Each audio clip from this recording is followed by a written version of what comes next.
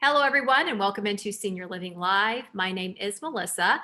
If you are joining us and watching via video or listening in on our new podcast, we thank you for taking the time out of your busy day to be with us as we take a sneak peek into our upcoming webinar called The Different Types of Senior Living Explained. Joining me today is Alan Hoffman. He is the owner, operator, and certified senior advisor with Oasis Senior Advisors. Alan, how are you doing today? I'm doing great. Thanks, Melissa.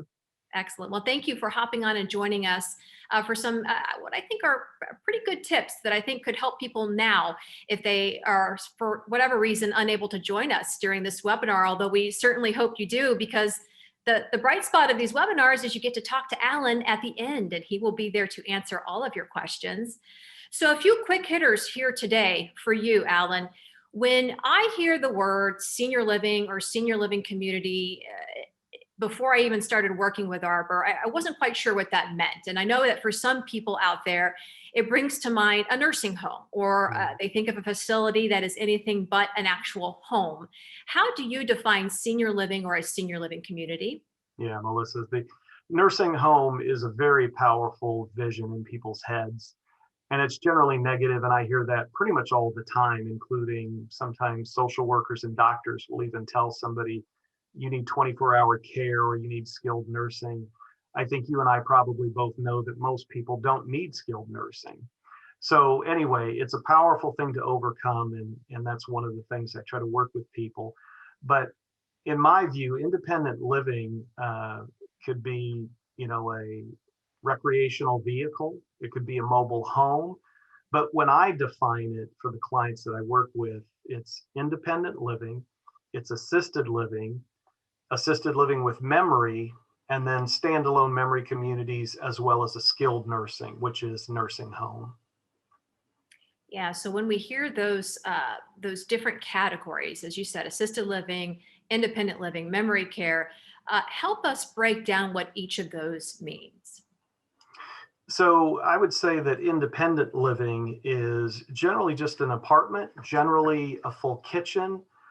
Most often, the clients that I work with are not looking for services. And how I define services is they don't want 3 meals a day. They don't want care services, maybe minimal activities. They might still be driving, but most communities still might offer some transportation. So I say an apartment with minimal services or no services at all. Then assisted living clearly is an apartment with services. So in the state of Illinois, where I'm from, you get 3 meals a day, whether you want it or not. Caregivers on site 24/7, more structured activities.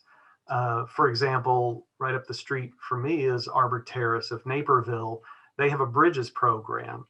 So Bridges has activities for the Bridges individuals. They have separate grouping of activities for assisted living. And then they also have activities for their locked, secure dementia unit.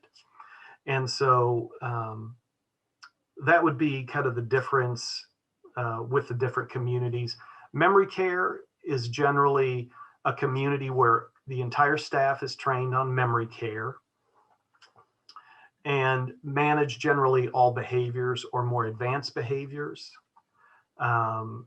And so they also will provide medication management, 24/7 caregivers on site, et cetera, et cetera. And then skilled nursing, of course, is going to be the most advanced levels of care.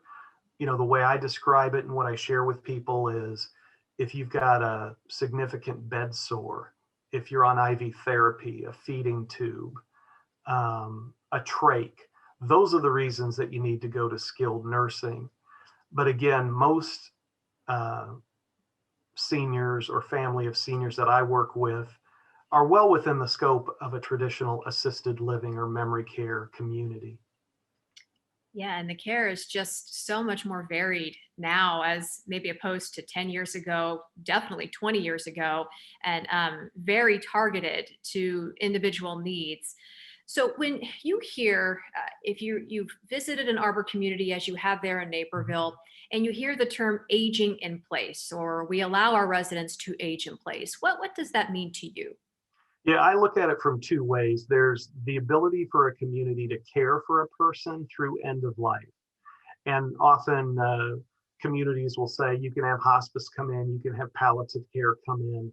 So the physical care that's needed through end of life. And then the second part of the equation, especially here in the state of Illinois, is as long as you have financial assets to pay through end of life, you can age in place. But many of the clients that we work with don't have unlimited funds. They may, or the family may believe they're going to spend into Medicaid. So I also look at it from that perspective.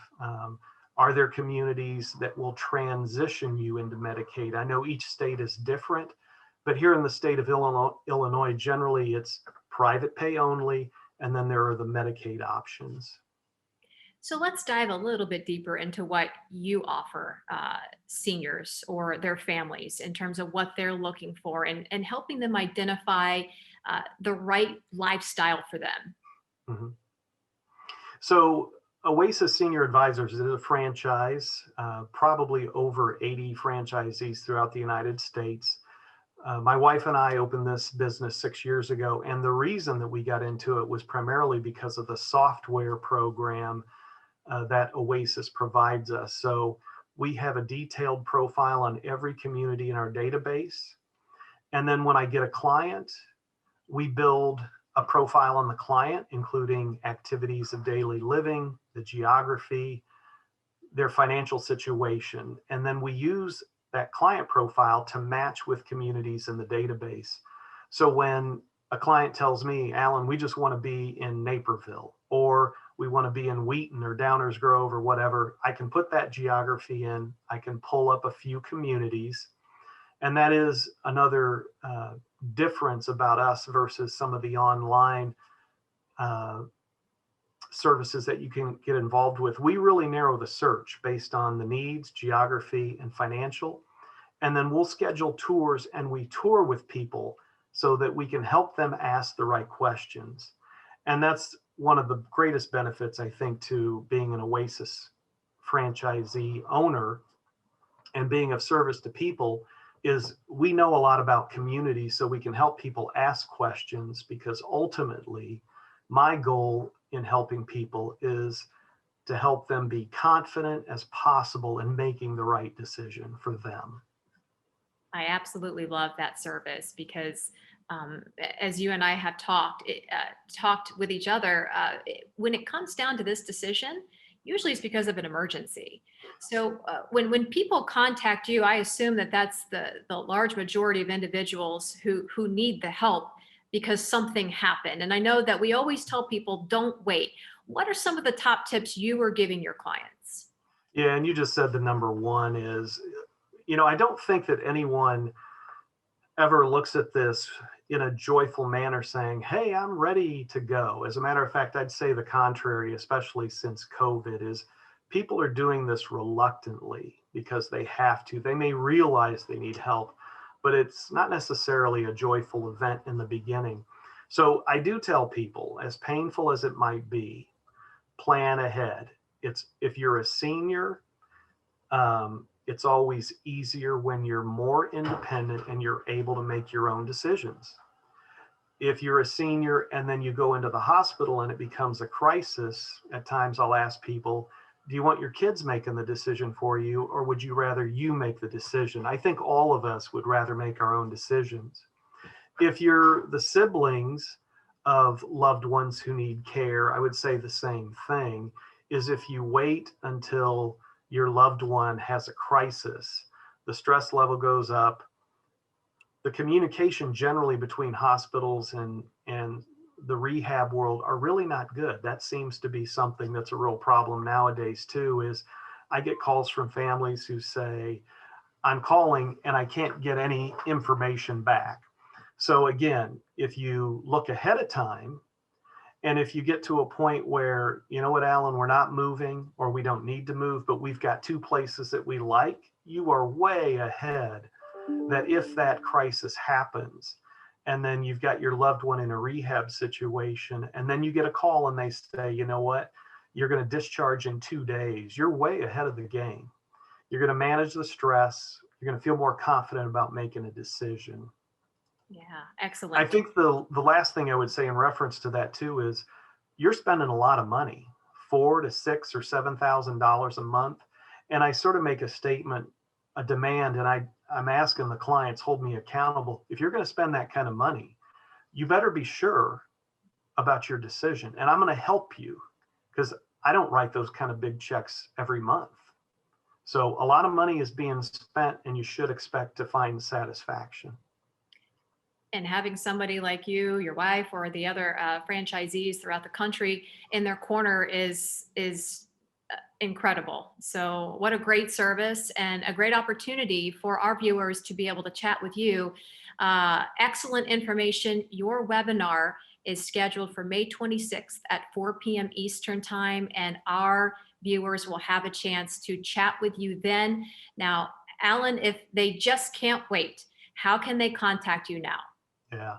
So in the Naperville, Illinois surrounding area, you can, if you Google Oasis Senior Advisors Naperville, you probably go right to our website. My phone number, and you can text me. That's probably a better way to catch me. Text me at 630-360-1041. Again, 630-360-1041. If you're in another state in the United States, if you just Google Oasis Senior Advisors, you'll get to our corporate website. You can put in your zip code or your city. You can find out if there's a certified senior advisor in your area to help you.